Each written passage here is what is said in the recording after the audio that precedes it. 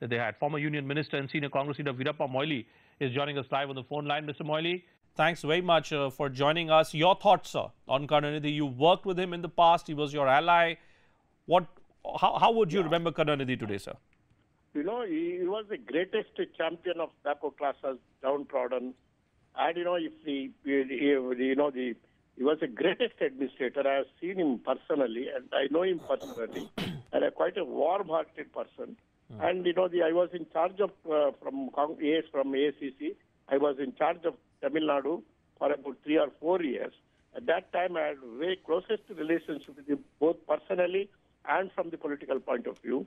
And I must tell you that, you know, he was such a warm-hearted person, you know, and it was great to work with Karunanidhi ji. And at that time, the Congress party got the highest number of parliament seats in the alliance partnership, and also largest number of assembly seats. So he is a great man. I think we have now lost, you know, the tallest leader of the country. You know, you've had the unique opportunity of having worked both with Jayalalitha as well as Karunanidhi in the past.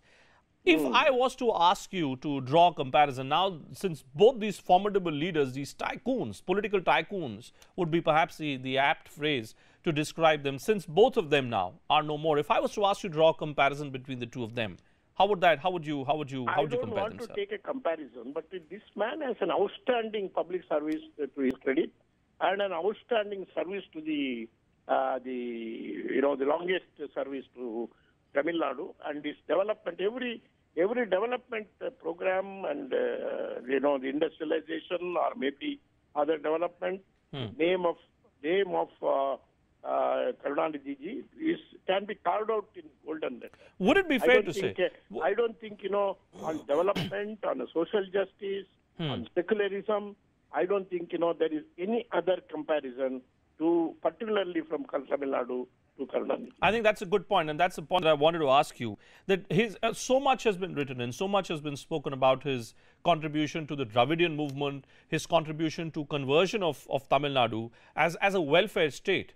The ability of a state administration to contribute immensely to creating a large welfare-based ecosystem. And later on, in the later years of the DMK rule, many thought that had been converted into electoral populism. But do you think that would go down as a lasting legacy of Karunanidhi to create that welfare-based state? You may recall that, you know, the Dravidian movement in South India, more particularly in Tamil Nadu, he is one of the main champion, and he was a real thought leader, you know, for the cause of the backward classes in Tamil Nadu. In fact, he joined along with Ramaswamy Naikar, and he was really the tallest person to assist him to, and if the Tamil Nadu has nurtured that kind of a ethos of backward classes, ethos of the social justice, I think the thought process and also the administration, and he is responsible. Look at where he came from, Moily ji. Came from a very humble, modest background, created the DMK, which got converted into this massive cadre-based party. Talk us through his contribution to the creation of the DMK as a cadre-based party from very humble background that he came from.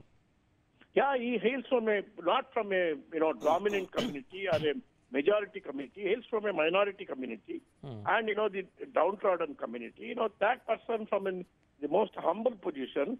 He not only through administration but also through his many story writing for the films.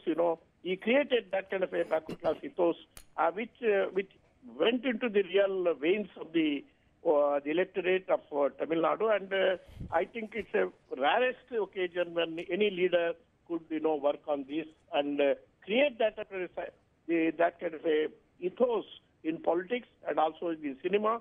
And most talented person I know very well. He's a very good writer, very good journalist, and who really influenced the psyche of Tamil Nadu electorate. Now, Moily Saab, you were a union minister, sir, at the time when the UPA was in power and when he was your critical ally, and the stories of 2G scams are all hitting headlines, and Karunanidhi was really in the line of fire.